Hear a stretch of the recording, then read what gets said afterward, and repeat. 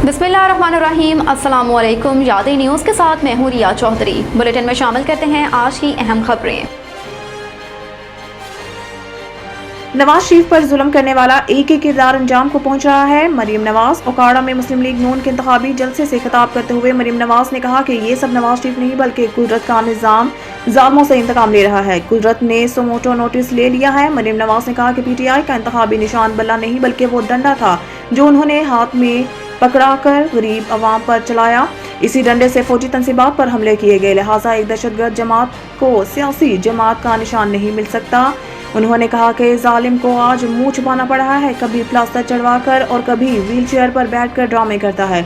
दूसरों को चोर चोर कहने वाले ने घड़ी भी नहीं छोड़ी, इसलिए इंतखाबी निशान चोरी शुदा घड़ी होनी चाहिए थी।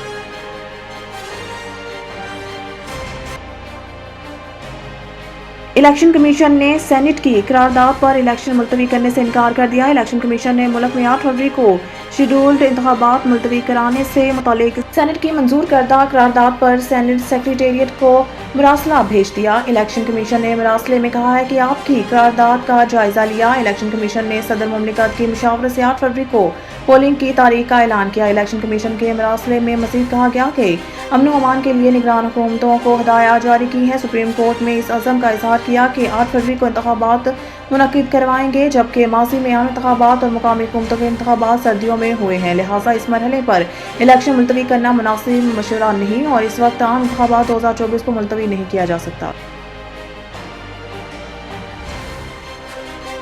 मान लेते हैं इंट्रा पार्टी इलेक्शन में खराबियां हुई, लेकिन ये कौन होते हैं फैसला देने वाले?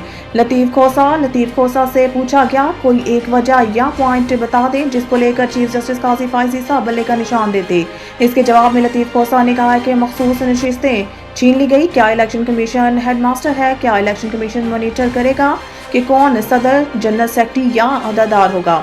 इस सवाल पर कि आपकी जमात भी तो सबूत दे देती कोई के दुरुस्त इंतखाबात हुए। लतीफ खोसा बोले मान लेते हैं इंट्रा पार्टी इंतखाबात में खराबियां हुई, लेकिन ये कौन होते हैं फैसला देने वाले?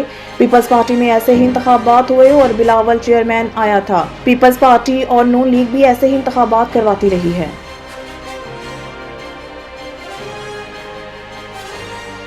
बुशरा बीबी ने दौरान इद्दत निकाह केस इस्लामाबाद हाई कोर्ट में चैलेंज कर दिया। बुशरा बीबी ने इद्दत के दौरान निकाह का केस इस्लामाबाद हाई कोर्ट में चैलेंज कर दिया। इस हवाले से वकला की जानिब से केस को आज ही समाअत के लिए मुकर्रर कराने की कोशिश की जा रही है। बुशरा बीबी की जानिब से दायर की गई दरख्वास्त में इस्तदा की गई है कि एडिशनल सेशन जज ईस्ट का 11 जनवरी का फैसला कलअदम करा दिया जाए। बुशरा बीबी और इनके कानूनी शोहर के खिलाफ दरख्वास्त बदनीयती पर मबनी है। अब तक के लिए इतना ही। देखते रहिए यादें न्यूज़।